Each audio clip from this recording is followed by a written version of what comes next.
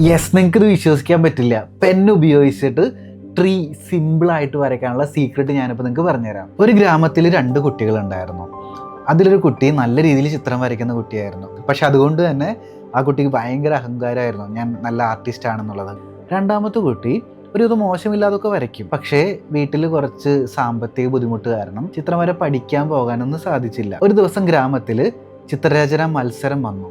2 കുട്ടികളും ഒരുപോലെ പങ്കെടുത്തു. അന്ന് ടോപ്പിക്ക് കൊടുത്തത് ട്രീ അഥവാ മരം വരയ്ക്കാന്നുള്ളതായിരുന്നു. 2 പേരും വാശിയോടുകൂടി സമയമെടുത്ത് മരം വരച്ചു. ഫൈനലി പ്രൈസ് കൊടുത്ത സമയത്ത് ആ പാവപ്പെട്ട വീട്ടിലെ കുട്ടിക്കായിരുന്നു സമ്മാനം കിട്ടിയത്.